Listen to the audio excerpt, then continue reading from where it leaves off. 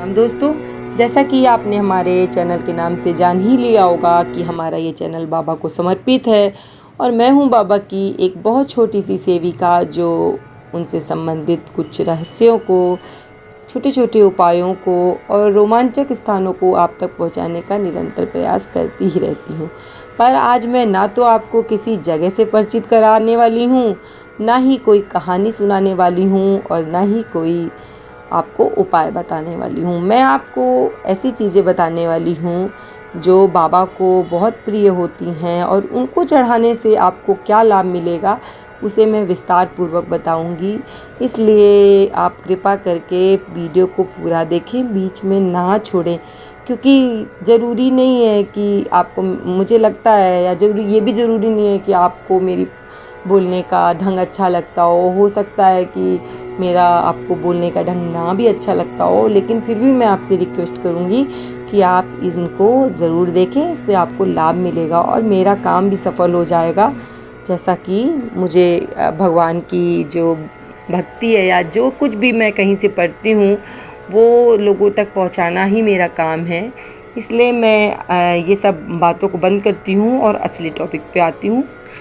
तो आपको अगर किसी भी प्रकार का चर्म रोग है, चर्म रोग का मतलब होता है जैसे आपको अगर दाँत खाज खुजली है और वो आपको काफ़ी सालों से ठीक नहीं हो रही है, आपने सारी दवाइयाँ करा ली हैं, फिर भी आपको बहुत परेशानी है, तो आप बाबा को देसी घी में सिंदूर मिलाकर चोला चढ़ाइए। वैसे तो ज़्यादातर चोला जो होता है वो चमेली के तेल में मिलाकर लगाया जाता है, पर मैं स्पेशली ये चर्म रोग के रोगियों के लिए बता रही हूँ कि आप घी में मिलाकर चोले को चढ़ाइए, आपको ज़रूर से ज़रूर लाभ मिलेगा। दूसरा आपको मैं बता रही हूँ कि हनुमान जी को जो है, सबसे पहली बात तो ये सब लोग जानते हैं कि बाबा को तो लड्डू बहुत पसंद है। तो अगर बाबा को आपको प्रसन्न करना है तो लड्डू तो चढ़ाना ही पड़ेगा। लड्डू देखते ही बाबा बिल्कुल प्रसन्न हो जाएंगे। और ज़्यादातर आपने मंदिरों में देखा होगा कि आपको लड्डू का ही प्रसाद वहाँ पर मिलता है। दूसरी जो मैं आपको बता रही हूँ कि तुलसी पत्र की माला होती है वो बाबा को बहुत प्रिय है। अगर आपकी कोई मनोकामना है जो बहुत दिनों से पूरी नहीं हो रही है तो आप क्या करिए कि एक तुलसी दल की तुलसी पत्र की जो माला होती है उसे आप बाबा के चरणों में अर्पित कीजिए और प्रार्थना कीजिए कि आपकी जो इच्छा है वो पूरी हो जाए। तो मुझे लगता है कि अगर आपकी इच्छा सच में उचित होगी तो बाबा उसे ज़रूर पूरा करेंगे। समय लग सकता है तो थोड़ी सी प्रतीक्षा करते हुए आप एक तुलसी की माला बनाइए, या बाज़ार में आपको बनी बनाई बहुत आसानी से मंदिरों में मिल जाती है, वो जाकर आप बाबा को चढ़ा दीजिए। अब मैं बताने जा रही हूँ जो चीज़, अगर आप किसी मुकदमे में फंसे हुए हैं और आपका काम नहीं बन रहा है, या आप किसी परेशानी में हैं जिसमें आपको बहुत ज़्यादा, जैसे ज़्यादातर तो ये जो मुकदमेबाजी होती है या किसी का कोई केस फंसा होता है, उसके लिए आपको क्या करना है कि एक राम नाम लिखी हुई पताका चढ़ानी है बाबा को। पताका का मतलब होता है झंडा, और झंडे को तो सब लोग जानते हैं कि झंडा तो विजय की निशानी ही होता है। अगर आपको किसी चीज़ में विजय प्राप्त करनी है तो आप बाबा को ये झंडा चढ़ाइए।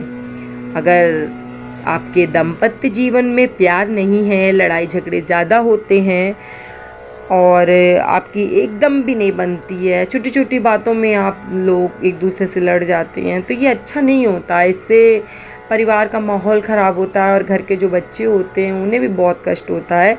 इसलिए आपके जो दाम्पत्य जीवन में प्यार बना रहे, इसलिए आप भगवान को, हनुमान जी को मीठा पान चढ़ाइए, जिसे आम भाषा में गिलोरी कहा जाता है। कहा जाता है कि जितना मीठा पान होगा उस पान का स्वाद उतना ही अच्छा होगा और उतना ही आपका जो गृहस्थ जीवन भी मीठा हो जाएगा और लड़ाई झगड़े बंद हो जाएंगी। अब बात आती है स्टूडेंट्स की, जो विद्यार्थी हैं और किसी कंपटीशन वगैरह की तैयारी कर रहे हैं, उनके लिए मैं एक बहुत ही अच्छा उपाय बताने जा रही हूँ कि आपको क्या करना है।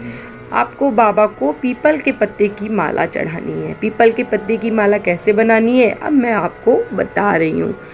आप क्या कीजिए कि पीपल के 8-10 छोटे पत्ते ले लीजिए, छोटे छोटे पत्ते लेंगे तो उसकी माला बनाना आपको आसान होगा। उन पत्तों को धोकर सुखा लें, फिर उसमें पीले सिंदूर से राम नाम लिख दीजिए। पीला सिंदूर थोड़ा सा हल्का सा गीला करके उसे किसी लकड़ी से राम राम राम ऐसा करके आपको हर पत्ते पे, पूरे पत्ते को राम राम राम राम करके भर देना है।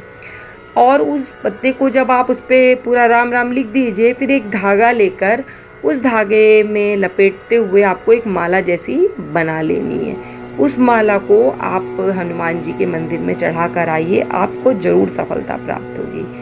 अब मैं बात करने जा रही हूँ कि आप अगर बहुत बीमार रहते हैं और हनुमान जी की रोज़ पूजा भी करते हैं तो भी आप बीमार रहते हैं, आपको लगता होगा कि मतलब हम इतनी पूजा पाठ करते हैं फिर भी हमें नहीं फ़ायदा होता है, तो आपको मैं एक बात कहना चाहती हूँ कि तुलसीदास जी द्वारा रचित हनुमान चालीसा को ज़रा आपने पढ़ा ही होगा। और हनुमान चालीसा से कौन परिचित नहीं है, तो उसमें लिखा ही है, नासे रोग हरे सब पीरा, जपति निरंतर हनुमत बीरा।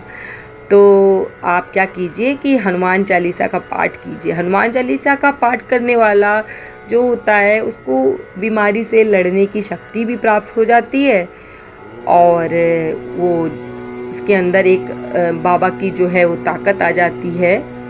इसलिए आप हनुमान चालीसा का पाठ जरूर करें। और अगर आपको केवल बाबा की कृपा पानी है और उनका प्रेम पाना है, उनके और नज़दीक जाना है, उन्हें अपना दोस्त बनाना है, तो आपको एक राम नामी चादर, जो राम लिखी हुई एक पीले रंग की चादर आती है, उसे बाबा पे चढ़ाइए। क्योंकि राम के सिवा कोई ऐसा नाम नहीं है जिसे हनुमान जी को बांधा जा सके। तो एक राम नामी नाम जो चादर होती है वो आप बाबा को चढ़ा दीजिए और फिर देखिए कमाल, बाबा आपसे दोस्ती ज़रूर कर लेंगे। और वैसे भी बाबा को जो प्यार करता है बाबा उससे प्यार करते हैं, ये तो बिल्कुल सत्य है, इसमें कोई झूठ नहीं है।